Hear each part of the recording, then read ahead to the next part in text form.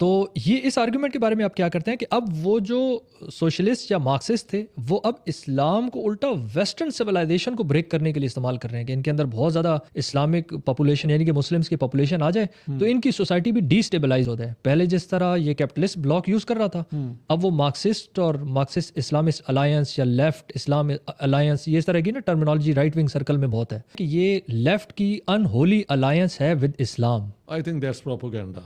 Left والے کیا کرتے ہیں کہ اپنی فریڈم آف اسپیچ اپنی ان چیزوں کو تو وہ سمجھتے ہیں بڑے مقدر ہیں, لیکن اگر اس کی وائلیشن یہ مسلم گروپ کرتے ہوں تو وہ کہتے ہیں کہ نہیں ان کو ان پہ کوئی آپ تنقید نہ کریں, یہ کالونائز لوگ تھے, یہ ہے وہ میں اس آرگومنٹ کو بالکل پسند نہیں کرتا. ایک مچل امریکن کی کتاب ہے, اس نے دکھایا کہ کیسے مسلم بردرہڈ کو انہوں نے انفلٹریٹ کیا ہوا تھا CIA نے تاکہ جمال عبد الناصر کو ڈیسٹیبلائز کیا جائے. میں مذہب کو پیسفلی پریکٹس کرنے کے بالکل خلاف نہیں, میں کوئی بیوقوف ہوں.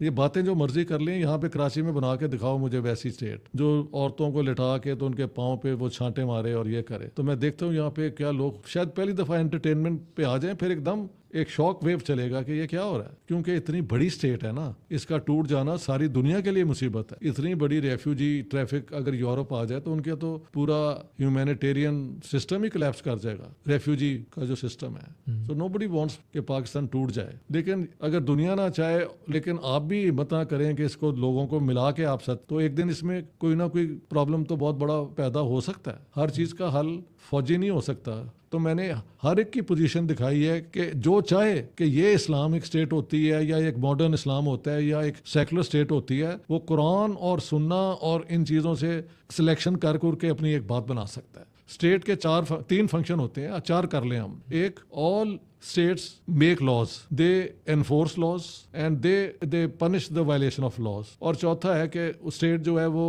فورن اگریشن سے بھی آپ کو, یہ 4 فنکشن ہر اسٹیٹ کے ہوتے ہیں. Prophet Muhammad was a law giver, ان کو وہی آتی تھی, وہ چیف ایگزیکٹو تھے, اسٹیٹ کیسے فنکشن کر رہی ہیں ان کے حکم پہ یہ سارا کچھ ہوتا تھا, فیصلے ہوتے. جج بھی تھے, چیف جج, جو کیس ان کے پاس آ جائے اور ان کا فیصلہ سب پہ. And he was also commander in chief, ان کے قیادت میں بھی کئی جنگیں ہوئی ہیں. Because there is no objective definition of an Islamic state, or gated communities is the failure of the promise of freedom.